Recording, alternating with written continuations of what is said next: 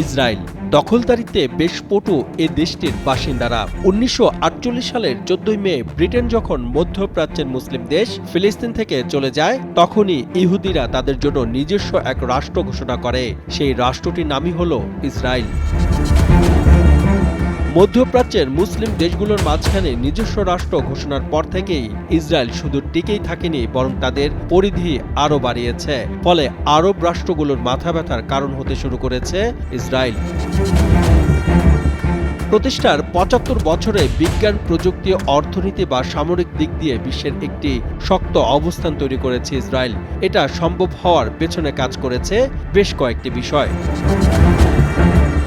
ইসরায়েলের এতটা শক্তির পেছনে আমেরিকার একটি বড় অবদান আছে বলে মনে করেন বিশ্লেষকরা। দ্বিতীয় বিশ্বযুদ্ধের পর থেকে দেশটির বৈদেশিক সহায়তার সবচেয়ে বড় অংশ পেয়ে আসছে ইসরায়েল। এছাড়া ইহুদি রাষ্ট্র ইসরায়েল জন্মলগ্ন থেকেই ব্রিটেন, ফ্রান্সেরও সমর্থন পেয়েছে।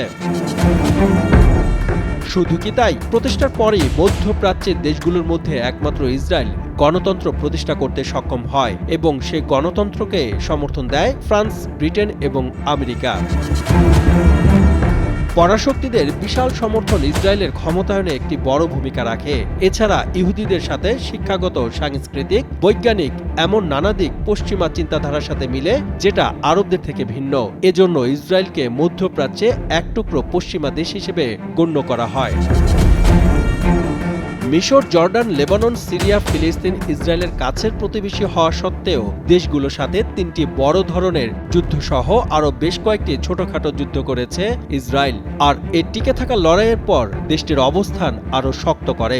ইসরায়েলের সামরিক ও প্রযুক্তিগত আধিপত্য পশ্চিমাদের কারণেই সম্ভব হয়েছে বলে মনে করেন আন্তর্জাতিক বিশ্লেষকরা। এখন যে কোনো ব্র্যান্ডের পুরাতন এসি বদলে নতুন ওয়ালটন এসিতে উপভোগ করুন 25% ছাড়। এছাড়া ইসরায়েলের দক্ষতার মাত্রা সবার থেকে ভিন্ন। আধুনিক অস্ত্র, সাইবার সিকিউরিটি, আকাশ প্রতিরক্ষা, মিসাইল ব্যবস্থা এবং গোয়েন্দা তৎপরতা এইসব দিকে বিশেষভাবে মনোযোগ দিয়েছে দেশটি। ইসরায়েলের প্রযুক্তিকে অত্যাধুনিক করতে প্রভাব রেখেছে আমেরিকা। 2023 অর্থ বছরে যৌথ সামরিক প্রকল্পে 52 কোটি মার্কিন ডলারের অনুমোদন দিয়েছে মার্কিন কংগ্রেস, যার মাঝে 50 কোটি শুধু মিসাইল তৈরির খাতের জন্য। রাষ্ট্র হিসেবে ইসরায়েল শুরু থেকে চেয়েছে সামরিকভাবে শক্তিশালী হতে, কারণ আরব রাষ্ট্রগুলোর মাঝখানে তাদের টিকে থাকার জন্য এটাই ছিল একমাত্র পথ। দেশটির অসুস্থ এবং বিশেষ ব্যতিক্রম ছাড়া সব নাগরিকদের 18 বছর বয়সের পর বাধ্যতামূলকভাবে সেনাবাহিনীতে প্রশিক্ষণ নিতে হয়। শুধু সামরিক দিক থেকে নয়, অন্যান্য ক্ষেত্রেও সমানভাবে দক্ষতার দিকে এগিয়েছে ইসরায়েল। দেশটির চমক জাগানো সাফল্যগুলোর মধ্যে অন্যতম হচ্ছে তাদের কৃষিখাত। ফিলিস্তিনিদের বিতাড়িত করে ইসরায়েল রাষ্ট্র প্রতিষ্ঠার পর সেখানে পানি এবং উর্বর ভূমির সংকট ছিল।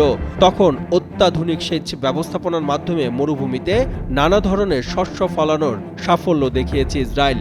ফলে কৃষিভিত্তিক রাষ্ট্র পরিচালনা থেকে একটি হাইটেক অর্থনৈতিক ব্যবস্থায় রূপান্তরিত হয়েছে দেশটি।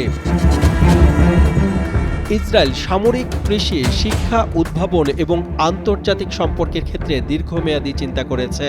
তবে যতই আধুনিক বা শক্তিধর হোক না কেন ইসরায়েল, এর পেছনে তাদের আন্তর্জাতিক আইনের লঙ্ঘন, ফিলিস্তিনি ভূখণ্ডের দখল এবং মানুষের উপর সহিংসতার বিষয়গুলো কখনোই উপেক্ষা করা যাবে না।